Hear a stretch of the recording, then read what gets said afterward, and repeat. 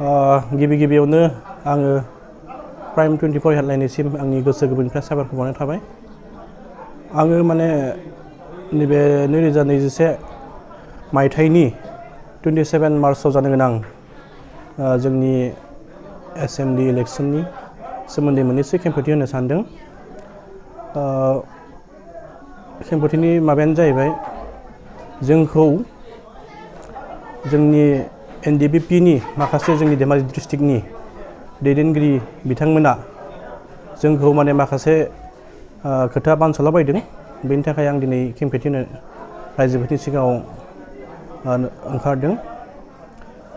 जोङो दिनै NDFB हिसाबै गोदोनिफ्रायनो दिनै दावहा नाङै जोङो दिनै 34 years दावहा नांबाय जोंनि बर' जाथिनि मोन्थाइखौ लानानै, बर'नि उदांस्रिखौ लानानै।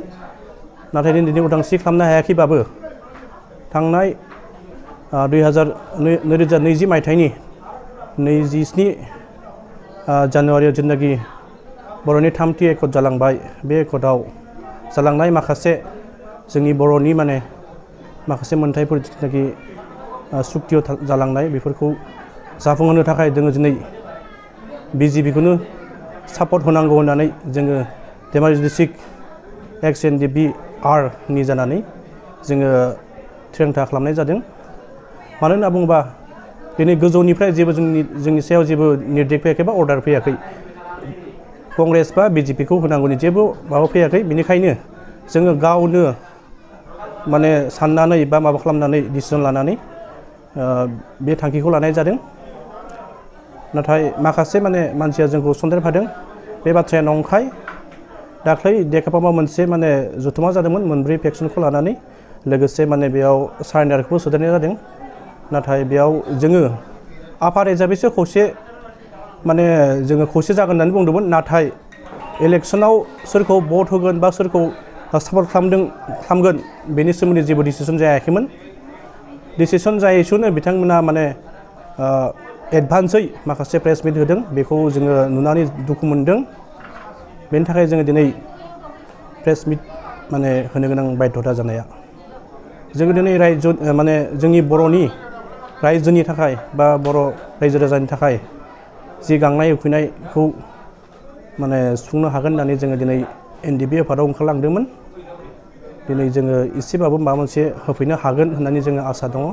लोगोसे जोंनि BTC नि बाहेरायाव थानाय बर' रायजो राजाखौ BKWS नि जेरै जोङो बर'नि माखासे हाबाफोरखौ मावफुंलांनो हागोन साननानै जोङो आसा दङ। बेनिखायनो जोङो BJP हान्जाखौनो जों सापर्ट खालामदों। मानो होनबा BJP हान्जायानो दिनै बर'नि मोनफ्रोमबो सुक्तिखौ खालामबोदों। BS निफ्राय लानानै BTC निफ्राय लानानै दिनै BTR सिम। बेनिखायनो जोङो दिनै BJP खौनो सापर्ट खालामदों। आरो लोगोसे आंनि बुंनांगौआनो जाहैबाय दिनै बर'नि मोनफ्रोमबो आफादा, जोंनि BTC नि बाहेरायाव थानाय मोनफ्रोमबो आफादानो दिनै BJP खौ सापर्ट होदों। UBP निफ्राय लानानै दुलाराय बर' फरायसा आफाद आरो दुलाराय आइजो अनसाय आफाद, लोगोसे बर' थुनलाइ आफाद, बायदि बायदि धोरोमारि गौथुम गासैबो खौसे जानानै दिनै BJP हान्जाखौनो सापर्ट होदों। बेनिखायनो जोंबो जनाय समस्थिनि जानानै बा धेमाजि डिस्ट्रिक्टनि जानानै BJP हान्जाखौनो सापर्ट खालामदों। दा बे समाव नोंथांमोनखौ जिहेतु मुं सुनानै बा नोंथांमोनखौ दंफायो होननानै जिहेतु माखासे दैदेनगिरि बिथाङा NDFB नि दैदेनगिरि बिथांमोना गावसोरो गोसोबायदि माखासे खामानि मावबोदों।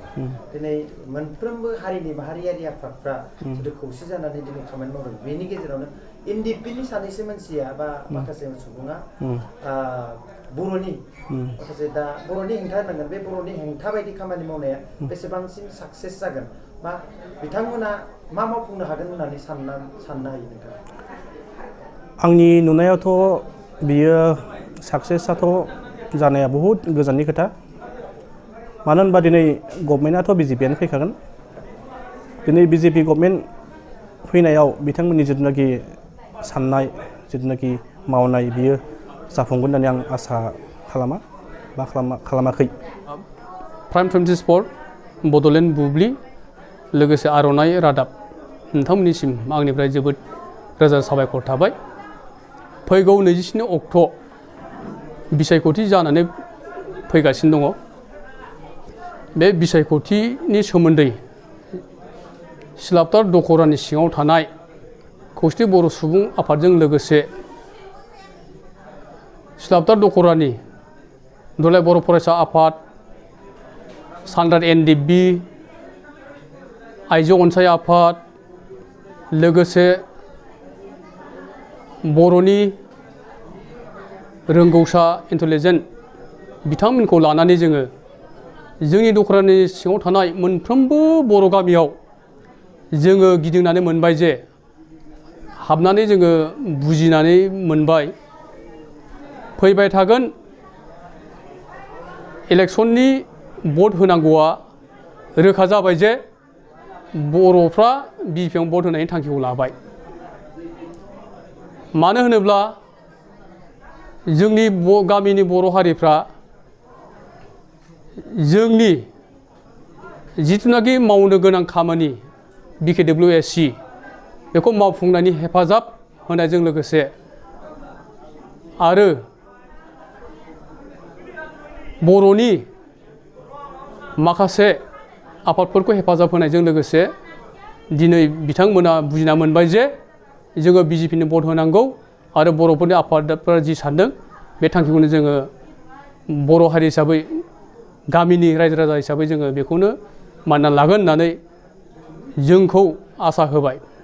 नाथाय जोङो बुंनो गोनां जादों माखासे जोंनि बर'फोरानो गावनि बेक्ति बा गावनि स्वार्थनि थाखाय सोरजोंबा हेफाजाब होफानाय बा सोरनोबा भट होनो होननाय थांखिफोरखौ जों खोनानो मोनदों। नाथाय रायजोफ्रा जोंनि बर' रायजोफ्रा सोंखारिनो गोनां जादों। दिनै जेराव रायजोफ्रानो दङ नाथाय साफा सानै माखासे दैदेनगिरि बिथांमोना माबा मोनसे मुलाम्फानि थाखाय गावनि बेक्तिनि थाखाय स्वार्थ लुबि जायखौ होनो बिथांमोना बर' हारिनि जेबो सिन्था गैया। बै सिन्था गैयै बिथांमोनानो बर' हारिखौ जौगाहोनायनि बिथांमोना थांखि गैया। बर' हारिखौ बुहुमाव गेरेमसा बर' हारि हिसाबै दालांनो थाखाय बिथांमोना साननाय गैया। बै सुबुंफोरानो दिनै बेरेखा बा दान्थे बिदान्थे जालायगासिनो दङ। नाथाय जोङो आन्चलिकनि मोनफ्रोमबो आफादनि आफादगिरि बा आफादनि दैदेनगिरि बिथांमोना खावलायनो सानो जे सोरजोंबा गावनि मुलाम्फानि थाखाय सोरनोबा भट होनाया गोनांथि जानाय नङा आरो बेखौ होयोब्ला जोंनि बर' हारिखौनो आथिं सिङाव बा बर' हारिखौ मुगैनाय जागोन। दा जोङो आरो माखासे खोनानो मोनबावदों सोरबा बायदिया सोरनिबा दैदेननायखौ मोजां मोना बा सोरनिबा बुंथिनायखौ मोजां मोना। नाथाय बे नङा। बेफोरखौ जोङो गावजों गाव सानलायबाय थायोब्ला जोंनि बर' हारिया गोदोलांगोन। दा बेनिखायनो जों खावलायनो सानो जाहाथे जोंनि बर' हारियाव बा जोंनि आफादफोराव थानाय साफ्रोमबो बर'आनो बर' हिसाबै बर' बिमानिफ्राय जोनोम मोननाय हिसाबै जोङो बर' हारिनि खामानि मावलांनांगौ आरो बर' हारिखौ जों गेरेमसा हारि महरै जोङो दाफुंनायनि सिमांखौ जोङो अरायबो साफ्रोमबो बर'आनो जोङो मिजिं लानांगौ।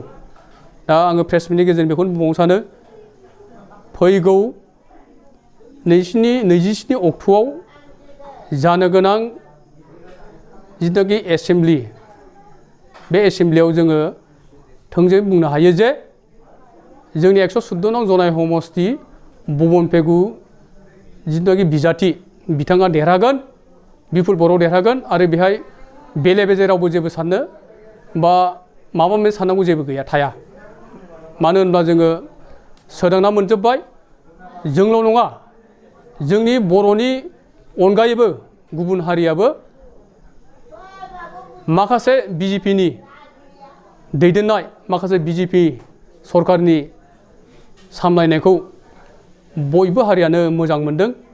बेनिखायनो फिन खनसेबाव आसामाव बि सरकारानो सरकार दाबावगोन आरो जोंनि मावफुंनो गोनां BKWSC बर' वेलफेयार अट'नमास काउन्सिलनि मावनो गोनां हाबाफोरखौ बि सरकारानो दाफुंना होगोन होननानै जोङो जोंनि आफादनिफ्राय जोङो बेखौ आसा खालामो आरो रायजो राजा आसा खालामो आरो जों बेखौ गमामायैनो दाफुंनाबो होगोन आरो जों मोनगोन होननानै जों आसा खालामनानै आं दिनै प्रेस मिटनि गेजेरजों बेखौनो फोरमायनो सानदों।